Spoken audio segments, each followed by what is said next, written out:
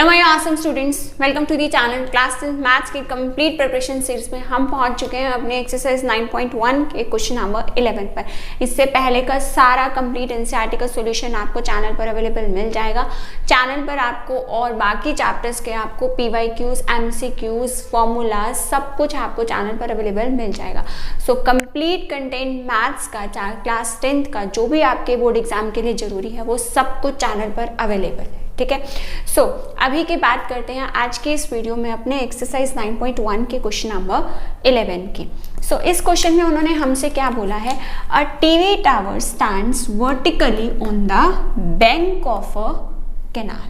ठीक है, मतलब समझ में आया कि अभी तक हमने जो पिछली वीडियोस में क्वेश्चंस किए उसमें हमारे पास जो चीज़ें खड़ी होती थी, टावर था या कोई भी चीज़ थी, वो कहाँ पर थी, एक रोड पर खड़ी होती थी। बट अब इन्होंने कहाँ पर बोला है कि टीवी टावर जो स्टैंड कर रहा है वो कहाँ पर कर रहा है, बैंक ऑफ अ कैनाल, मतलब एक कैनाल के बैंक पर। बैंक मतलब एक कॉर्नर पर क्या चीज़ है हमारे पास, टीवी टावर है। ठीक है, टीवी टावर है इस तरह से। From a point on the other bank directly opposite to the tower. From a point मतलब अब एक पॉइंट लेना है जहां से हम इस चैप्टर में क्या पढ़ रहे हैं, एंगल ऑफ एलिवेशन या डिप्रेशन की बात कर रहे हैं। तो वो कह रहा है कि फ्रॉम अ पॉइंट, एक पॉइंट लेना है जहां से क्या बनाएंगे, एंगल ऑफ एलिवेशन या फिर डिप्रेशन। आगे पढ़ते हैं कि वो पॉइंट कहाँ पर है, ऑन द अदर बैंक, दूसरे बैंक पर है, directly opposite to the tower. जो हमारा बैंक है ना वो कौन सा होना चाहिए, जो टावर के डायरेक्टली अपोजिट हो। सपोज करो यहाँ पर हमारे पास दूसरा पॉइंट है, दूसरा बैंक है, तो इस पॉइंट से हमको क्या करना है, the angle of elevation of the top of the tower is 60 degree. Tower के टॉप का जो एंगल ऑफ एलिवेशन है इस पॉइंट से वो हमारा कितने डिग्री का है, दिस इज माई 60 डिग्री। बात समझ में आई। Then from another point 20 metre away from this point. अब वो क्या कह रहा है कि अब एक और पॉइंट है, फ्रॉम अनदर पॉइंट। वो पॉइंट कहाँ पर है, 20 metre away from this point. इस पॉइंट से 20 मीटर अवे है।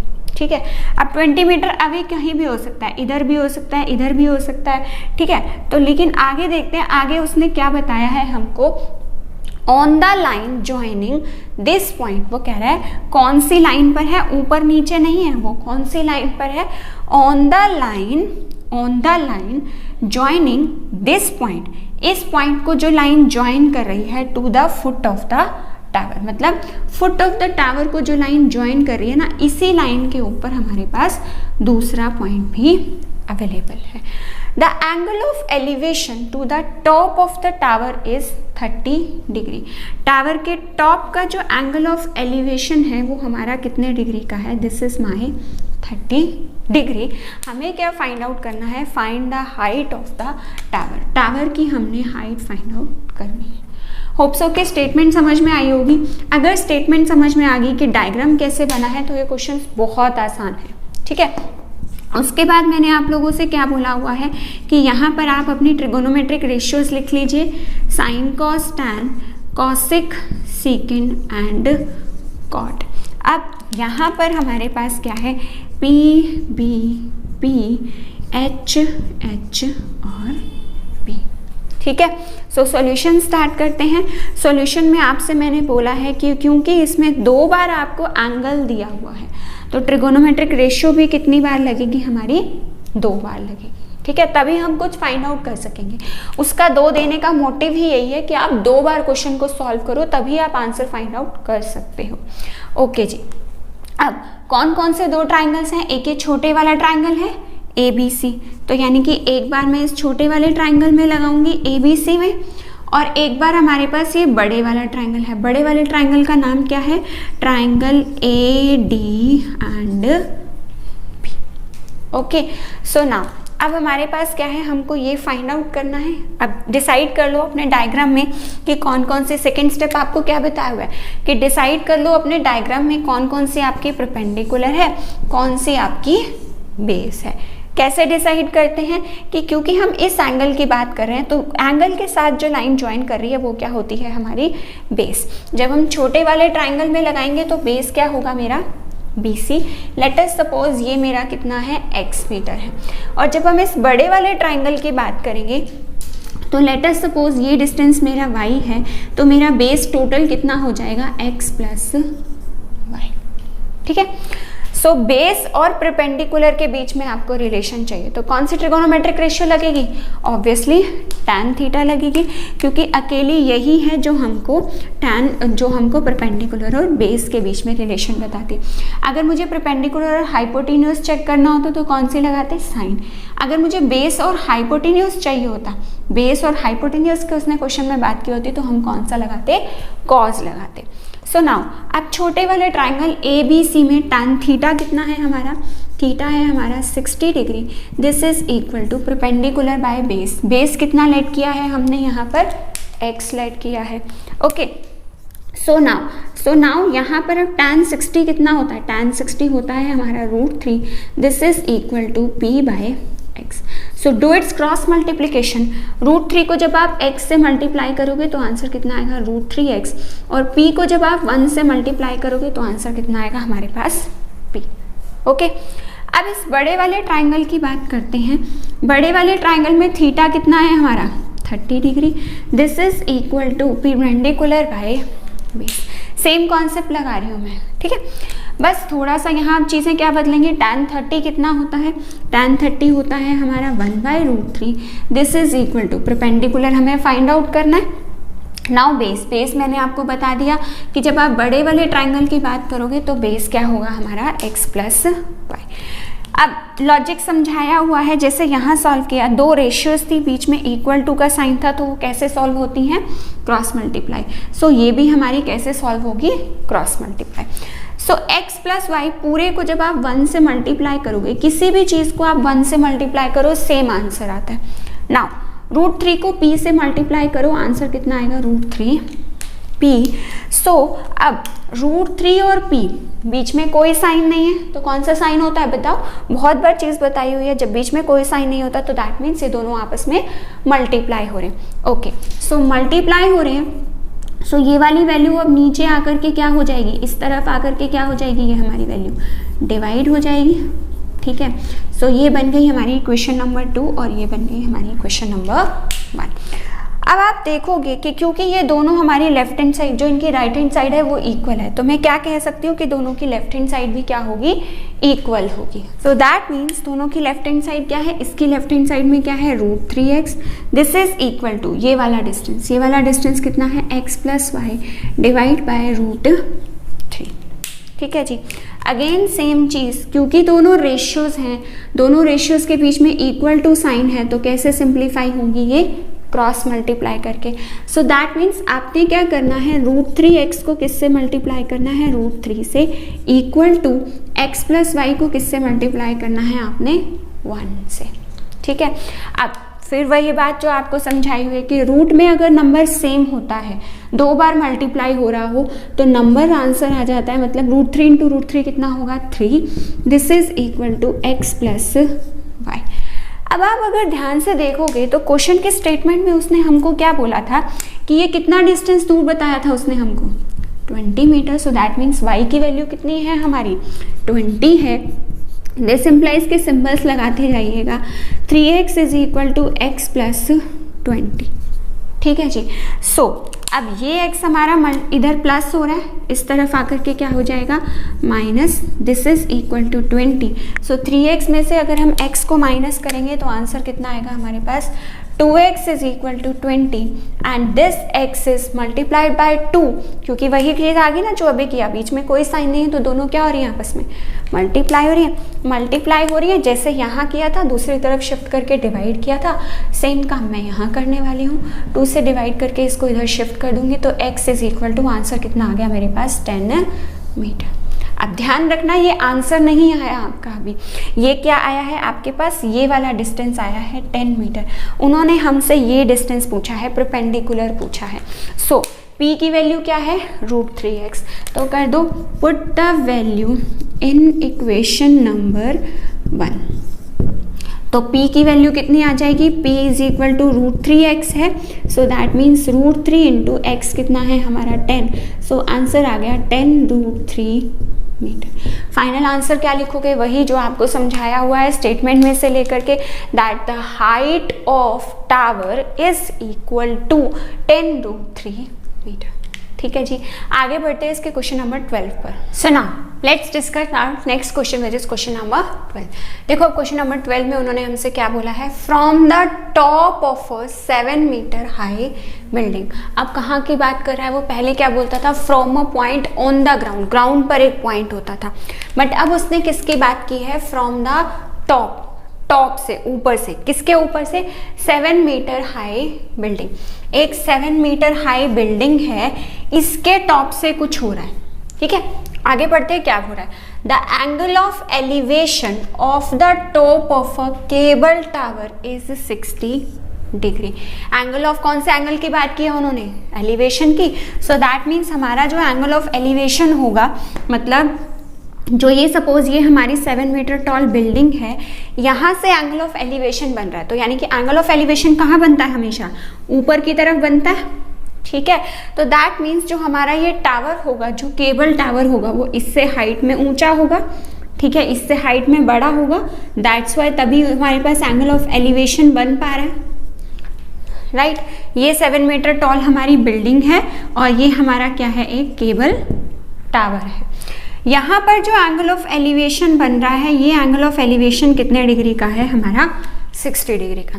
बात समझ में आई? उसने कहा है बिल्डिंग के टॉप से केबल टावर के टॉप पर एंगल ऑफ एलिवेशन कितना बन रहा है? 60 degree. Now and the angle of depression of the foot is 45 degree. अब यहाँ से ही जो इसके केबल टावर के फुट का जो एंगल ऑफ डिप्रेशन है, देखो फुट की बात की है ना उसने, तो फुट पे कौन सा बनेगा? नीचे की तरफ देखेंगे तो एंगल ऑफ डिप्रेशन। वही उन्होंने हमें बोला है कि एंगल ऑफ डिप्रेशन जो है वो कितने डिग्री का बन रहा है? हमारा 45 डिग्री का। ये चीज़ मैंने आपको जब इंट्रो बताई थी तब आपको समझाया था कि जब भी हमारा एंगल ऑफ डिप्रेशन बनेगा तो वो हमारा कहाँ बनेगा? अगर हम यहाँ से देख रहे हैं तो हमारी आईज के साथ हमेशा एंगल बनता है। सो दैट मीन्स ये वाला एंगल हमारा एंगल ऑफ डिप्रेशन होता है। तो यही चीज़ मैंने यहाँ पर बनाई है कि यहाँ से अगर कोई पर्सन देख रहा है तो एंगल ऑफ एलिवेशन उसकी आईज के साथ बनने वाला है। So now determine the height of the tower. हमें इस टावर की हाइट जो है वो फाइंड आउट करनी है। ठीक है जी, क्या करते हैं इसके लिए? इसके लिए हम वही करते हैं, अपनी नेमिंग करेंगे सबसे पहले ABCDE। ठीक है, नेमिंग हो गई। देन उसके बाद हम क्या करते हैं? अपनी ट्रिगोनोमेट्रिक रेशियोज लिखेंगे, sine, cos, tan, cosec, secant and cot. और फिर डिसाइड करेंगे कि ये कौन कौन सी हमें रेशियोज बताती हैं। पंडित बद्री प्रसाद हर बोले। ठीक है, आई बात समझ में? राइट। सो नाउ अब इसके बाद नेक्स्ट कॉन्सेप्ट क्या है? आपको पता है कि क्योंकि 2 बार हमें एंगल दिया है तो दैट मीन्स हम अपना ट्रिगोनोमेट्रिक रेशियो कितनी बार लगाने वाले हैं? 2 बार। कौन कौन से ट्राइंगल में लगाएंगे? ये 60 डिग्री कौन से ट्राइंगल में आ रहा है? इस ऊपर वाले में आ रहा है, ABE में। ठीक है, सो इन ट्राइंगल ABE सबसे पहले आप यहाँ पर अपना सॉल्यूशन नंबर लिखेंगे कि आप कौन सा सॉल्यूशन कर रहे हैं। Solution number 12 in triangle ABE। और दूसरा ट्राइंगल आपके पास कौन सा बन रहा है? आप देखो, दूसरे ट्राइंगल के लिए आप क्या कर सकते हो? इसको आप ऑल्टरनेट इंटीरियर एंगल की प्रॉपर्टी से इस वाले एंगल को कितने डिग्री का बना सकते हो? 45 डिग्री का। ठीक है, जेड की शेप बन रही है ना, उल्टा जेड बन रहा है। राइट। सो अब हमारे पास दूसरा ट्राइंगल कौन सा हो जाएगा? ये वाला दूसरा ट्राइंगल हो जाएगा। और इस ट्राइंगल का नाम क्या है? ED और C। तो नाम लिख देते हैं ED एंड C। डन जी। ओके, अब अपने ट्राइंगल में डिसाइड करते हैं कौन सी परपेंडिकुलर है, कौन सी बेस है। तो ABE में क्योंकि ये एंगल है सो दैट मीन्स ये हमारा क्या होगा? बेस। और जो AB है, ध्यान रखना बच्चे यहाँ पर बहुत गलती करते हैं। इस ट्राइंगल की बात कर रही हूँ मैं, AB, B के बाद ये इधर मुड़ गया है, राइट। तो यानी कि परपेंडिकुलर भी कितना होगा मेरा? सिर्फ AB होगा। तो परपेंडिकुलर और बेस में हमें रिलेशन बताना है। तो कौन से वाली ट्रिगोनोमेट्रिक रेशियो लगाऊं? ऑब्वियसली परपेंडिकुलर और बेस कौन बताती है हमें? Tan theta. So tan theta is equal to perpendicular by base. और थीटा कितना है इसमें? थीटा है हमारे पास इसमें 60 degree. tan 60 degree is equal to perpendicular by base. ठीक है, लेट अस सपोज कि जो हमारा परपेंडिकुलर है ये कितना है, x मीटर है। ठीक, सो इस परपेंडिकुलर की जगह पर मैंने क्या लिख दिया, x। tan 60 कितना होता है हमारा, tan 60 होता है √3, पेंडिकुलर x है और बेस हमें फाइंड आउट करना है। ठीक है, सो कैसे सॉल्व करेंगे अब इस रेशियो को, बिकॉज रेशियो है, बीच में इक्वल टू का साइन है, तो एक ही रूल है सॉल्व करने का, क्रॉस मल्टीप्लाई करो, आंसर आ जाएगा। सो √3 को b से मल्टीप्लाई करेंगे तो आएगा √3b, this is equal to, ये हमारे पास क्या आ गया यहाँ पे, x को 1 से मल्टीप्लाई करेंगे, किसी भी नंबर को 1 से मल्टीप्लाई करो तो हमारे पास सेम आंसर आता है। डन। अब आ जाओ उस नीचे वाले छोटे वाले ट्राइंगल पे। ठीक है, इस ट्राइंगल की अगर मैं बात करूँ तो थीटा कितना है मेरा, 45 डिग्री, 45 डिग्री है ना, this is equal to perpendicular by base.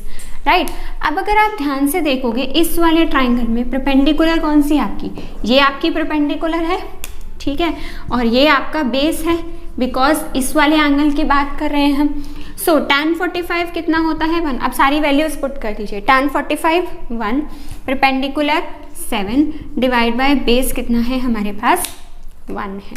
Right, सो इसको इससे मल्टीप्लाई करेंगे तो b को 1 से मल्टीप्लाई कर दीजिए, b आएगा, 7 को 1 से मल्टीप्लाई कर दीजिए, आपके पास कितना आंसर आएगा, 7 आएगा। 7 क्या, मीटर, बिकॉज हमें क्वेश्चन में जो यूनिट्स दी हैं वो किस में दी हैं, मीटर्स में दी है। ओके जी, डन। सो अब क्या करें, अब इस वाली वैल्यू को हमें तो बेसिकली अपनी टावर की हाइट बतानी है ना, तो जो ये b की वैल्यू निकली है इसको यहाँ पर पुट कर दीजिए, means put the value in equation number 1।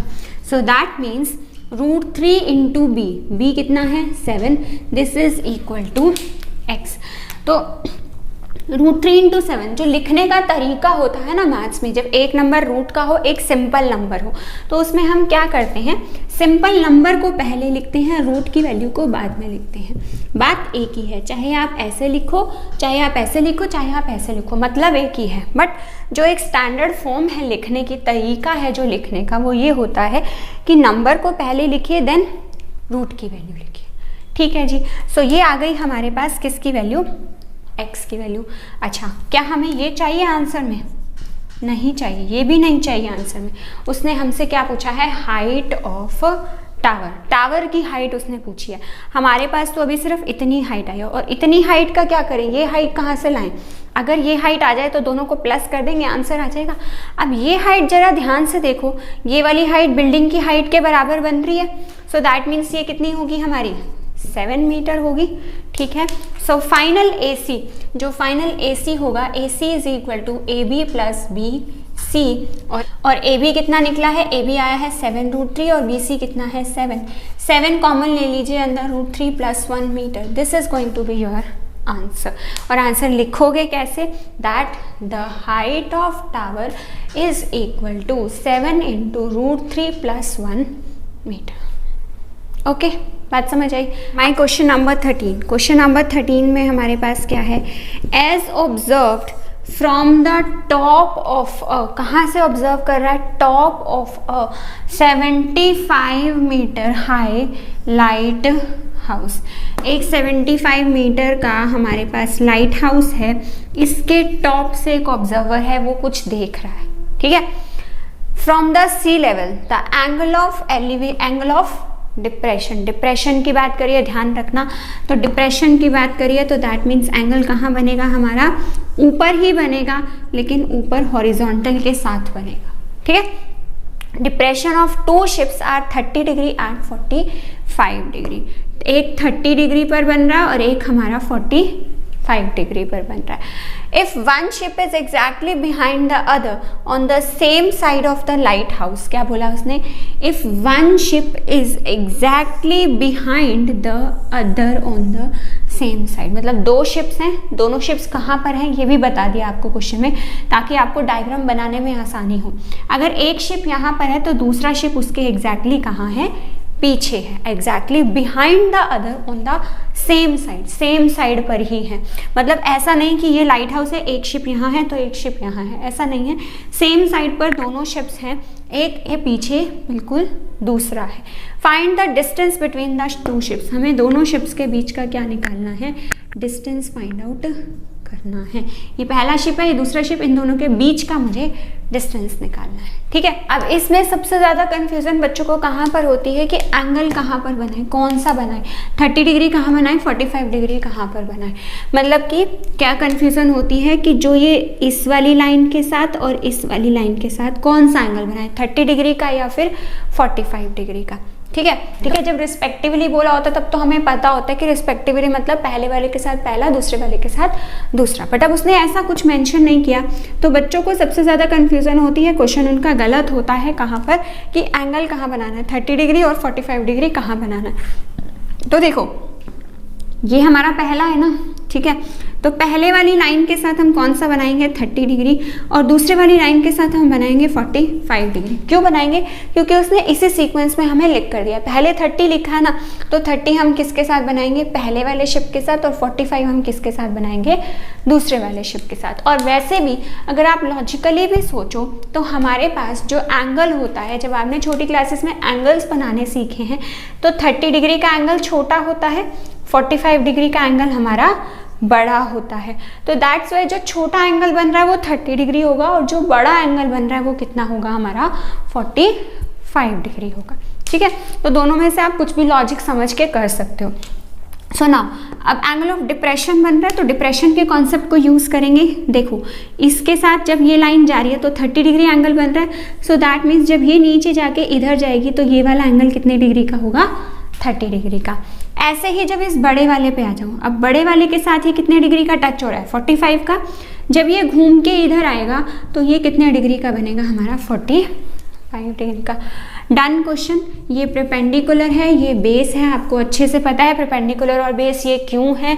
Then उसके बाद हमने ट्राइंगल की नेमिंग करनी है, ए बी सी और डी, क्योंकि 2 बार हमें एंगल दिया है, सो दैट मीन्स हमने ट्रिगोनोमेट्रिक रेशियो भी कितनी बार लगानी है, 2 बार लगानी। पहले ट्राइंगल का नाम इस छोटे वाले का ले लेते हैं, ए बी और सी। ऐसे ही बड़े वाले ट्राइंगल में जब हम लगाएंगे ए बी और डी, ठीक है। ये तो 2 ट्राइंगल हो गए। देन आपको अब तो अच्छे से याद है, अब तो वो लिखने की जरूरत नहीं है पैटर्न कि परपेंडिकुलर है, आपको बेस निकालना है। सो दैट मीन्स कौन सा लगेगा, हमारा tan थीटा लगेगा। सो लगा दीजिए tan थीटा। अब इस ABC ट्राइंगल में, इस ABC ट्राइंगल में थीटा कितना है हमारा, 45 degree. This is equal to perpendicular by base. So tan 45 is my 1। Perpendicular कितना है हमारे पास, 75। बेस को ध्यान से लेना, बेस को पूरा मत लिख देना AD। इस छोटे ट्राइंगल की मैं बात कर रही हूँ, इस छोटे ट्राइंगल के अंदर कौन सी साइड आ रही है, कवर अप हो रही है, BC हो रही है ना। तो यहाँ से आपका जो बेस निकलेगा वो क्या निकलेगा, BC। एंड देन इसको आप क्रॉस मल्टीप्लाई करेंगे तो BC को 1 से करेंगे तो BC आएगा, 75 को 1 से करेंगे तो 75 मीटर। डन। आगे बढ़ते हैं, दूसरे ट्राइंगल की बात करते हैं, ए बी और डी की, बड़े वाले की। फिर वही चीज़ क्या लगाएंगे, tan लगाएंगे, tan थीटा कितना है, 30 degree. This is equal to perpendicular by base. Then tan 30 is my, tan 30 की वैल्यू कितनी होती है, टेबल में से चेकआउट कर लेना। This is equal to 1/√3। Perpendicular कितना है, परपेंडिकुलर है 75 डिवाइड बाय बेस। अब देखो, अब इस पूरे की बात कर रही हूँ तो बेस में यहाँ पर क्या आएगा, पूरा BD को अगर 2 पार्ट्स में तोड़ें तो BC प्लस CD 2 पार्ट्स में टूट जाएगा ये, ठीक है जी, ओके। अब क्या करें, अब दोनों को क्रॉस मल्टीप्लाई, हमें समझ आ चुकी है। अब 1 से किसी भी चीज़ को मल्टीप्लाई करेंगे तो वही आंसर आएगा, और 75 को √3 से मल्टीप्लाई करेंगे तो आंसर कितना आएगा, 75√3। क्यों आएगा आपको बता दिया कि जब भी ऐसी मल्टीप्लिकेशन होती है तो पहले मैथ्स का नंबर लिखते हैं, देन हम उसकी रूट की वैल्यू लिखते हैं। पुट कर दीजिए, BC कितना निकाल चुके हैं आप यहाँ से, BC 75 plus CD, this is equal to 75√3। So हमारे पास जो CD है, ये CD कितना आ जाएगा, this will be equal to, ये प्लस हो रहा है, इक्वल टू के उधर जा करके क्या हो जाएगा हमारा माइनस हो जाएगा। सो नाउ अब हमारे पास क्या है, ये 75 इन दोनों में से कॉमन है और अंदर क्या बच गया, √3 - 1 metre. This is going to be my answer. और आप आंसर क्या लिखेंगे, आंसर आप वही लिखेंगे that the distance between the two ships is equal to 75 into √3 - 1 metre. Done, बात समझ में, ठीक है जी। सो इस वीडियो के लिए इतना ही। नेक्स्ट वीडियो में हम कवर अप करेंगे अपने रिमेनिंग के 2 questions. And if you find my this video useful for you, then please do like and share my video and do subscribe to the channel if you are new to the channel. Thank you.